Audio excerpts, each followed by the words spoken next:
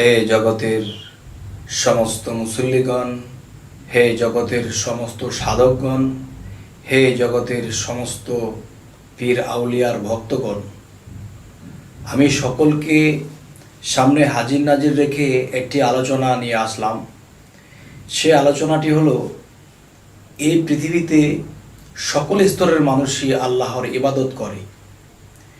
সকল স্তরের মানুষ আল্লাহর ইবাদত করতেছে, কিন্তু দেখা যায় আজকে যে আলোচনাগুলো করব সে আলোচনাগুলো অনেকের সাথে মিলবে না, কিন্তু আবার মিলবে যারা আমার দেশের দেশি বা যারা তরিকতের দেশের লোক, যারা মারেফতের দেশের লোক, যারা সাধনা করার দেশের লোক, যারা আল্লাহর মহাপ্রেমিকের দেশের লোক, একমাত্র তাদের কাছে এই কথাগুলো ঠিক হবে।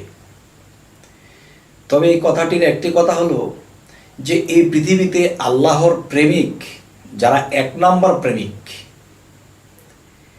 যারা আল্লাহর খাঁটি প্রেমিক, যারা তারা এই পৃথিবীতে ভিখারি ছাড়া আর কিছু থাকে না। আর আল্লাহ তাদেরকে এই পৃথিবীতে কোনো কিছুই দেন না, যদিও দেন সেটা খুব ভোগান্তির পরে এবং খুব কমের ভাগ পৃথিবীতে ধন সম্পদ দিয়ে থাকেন। তবে যে আল্লাহর প্রেমিক, যারা খাঁটি প্রেমিক, আল্লাহর খাঁটি ইবাদতকারী, খাঁটি সাধনকারী যারা এই পৃথিবীতে আছেন, তাদের দেখা গেছে এই পৃথিবীতে তাদের ভিখারি হইতে হয়েছে। কারো বাবার জমিদারি ছিল, কারো কামানো সম্পদ ছিল, তারা ভিখারি হয়ে গেছে। কেন হয়েছে? যে একটা কথা তো অনেক সাধকরাই বলে থাকে, যদি করো আমার আশ, আমি তার করি সর্বনাশ। এরপরেও যদি কেউ করো আমার আশ, তার আমি করি সর্বনাশ। এরপরেও যদি কেউ করো আমার আশ, তা আমি হয়ে যাই তার দাস। তবে ওই তিনটা স্তর পর্যন্ত সকলে পৌঁছাইতে পারে না। তবে আজকের মূলে যে কথা, সেই কথাটির মূলের যে বিষয়, সেই বিষয়টি হলো যে আল্লাহর খাঁটি ইবাদতকারী যারা, আল্লাহর খাঁটি প্রেমিক যারা, এই পৃথিবীতে তাদের কিছুই থাকে না। কিছু থাকে না বলতে কেমন, ধন সম্পদও থাকে না, এমনকি যাদের আত্মীয় স্বজন তারাও থাকে না। নিজের সন্তান, নিজের স্ত্রী, নিজের কন্যা পর্যন্ত পর হয়ে যায়। যেমন বিষয়টি হলো যে আল্লাহ কি বলেছে, যে নিজেকে পবিত্র করলো সেই সকল কাম। তাহলে আল্লাহ পবিত্র করার কথা বলা হয়েছে, যে নিজেকে পবিত্র করলো সেই সকল কাম। সেই পবিত্র কে? সেই পবিত্র যখন একজন মানুষ বা একজন সাধক যখন সেই পবিত্র হতে যাবে, তখন তাকে নোংরা দেখা যাবে। তার শরীরের কাপড় ভালো না, তার হাঁটা ভালো না, তার খাওয়া দাওয়ার অবস্থা ভালো না, সে খাওয়া দাওয়া করতেও দেখে না, কেউ নামাজ পড়তে দেখে না, কেউ বিভিন্ন ইবাদত করতে দেখে না। তখন মানুষ তাকে ভণ্ড বলে। আচ্ছা, এখন এই যে মানুষে ভণ্ড বলে, একজন মানুষ আরেকজন মানুষকে ভণ্ড বলতেছে, খারাপ বলতেছে, তুসনাস করে কথা বলতেছে, তুচ্ছ করতেছে, তখন সেই মানুষটি মুচকি হাসে আর বলে যে, হে আল্লাহ, তুমি যেই পরীক্ষার মধ্যে আমাকে ফেলেছ, সেই পরীক্ষা যেন আমি উত্তীর্ণ হইতে পারি। তাহলে যারা এরকম গালমন্দ করতেছে, তাহলে কি করতেছে তারা এই সাধকের পাপগুলো ঝরিয়ে ফেলে দিচ্ছে। সে যখন এই কথা শুনে হাসে এবং আল্লাহকে স্মরণ করে যে আল্লাহ তুমি আমাকে সহিবার শক্তি দিও, তখন সেই সাধকের শরীর থেকে পাপগুলো খসে পড়ে যায়।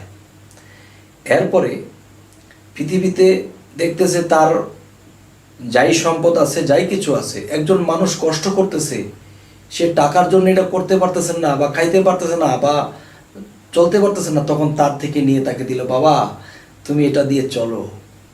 কিন্তু তার নিজের কোনো ইনকামের ব্যবস্থা নেই, অথচ মানুষের কোনো বিপদ আপদ দেখলে তিনি নিয়ে দিয়ে দে, যাকেই দেখে দিয়ে দে। তবে এটা কি দিয়ে দে কেন?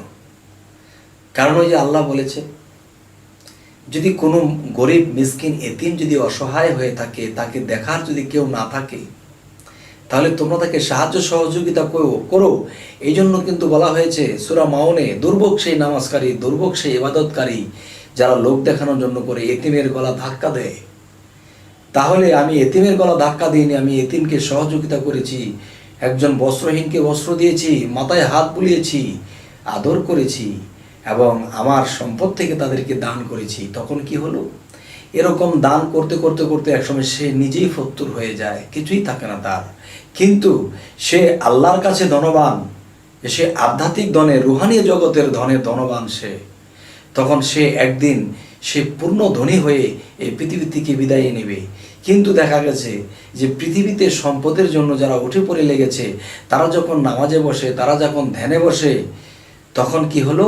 সেই সম্পদ, সেই কাজকাম, সেই জিনিসগুলো সামনে, চোখের সামনে এসে ভেসে যায়। তখন তার দ্বারা আর আল্লাহর সাক্ষাৎ ঘটে না। হে জগতবাসী, আজ আমার মূলে যে কথা, সেই কথাগুলো হলো, এই পৃথিবীতে যারা সত্যিকার প্রেমিক, সত্যিকার আল্লাহর ভালোবাসা, তারা কখনোই পৃথিবীতে সম্পদের আশা করে না এবং তাদের সম্পদ হয় না। তারা পৃথিবীতে থেকে সেই পৃথিবীকেই লাথি মেরেছে, আর সেই পৃথিবী তাকে লাথি মেরেছে। তাহলে পৃথিবীকে যখন আমি আঁকড়িয়ে ধরেছি, তখন পৃথিবী আমাকে আঁকড়িয়ে ধরেছে। আর যখন পৃথিবীকে আমি ছেড়ে দিয়েছি, তখন পৃথিবী আমাকে ছেড়ে দিয়েছে। তখন আমার মুক্তির ফয়সালা হয়ে যায়। হে জগতবাসী, এই জন্য একটা অনুরোধ থাকবে, পৃথিবীতে অনেক পাগল ফকির আছে, কেউ ভালো, কেউ ভণ্ড, কেউ খারাপ, কেউ ভালো।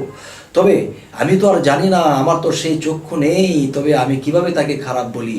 থাক, যে সে তার মতো থাকুক। কিন্তু আমি যদি কোনো কামেলকে খারাপ বলে মন্তব্য করে ফেলি, তখন আমি পাপিষ্ঠ হয়ে যেতে পারি।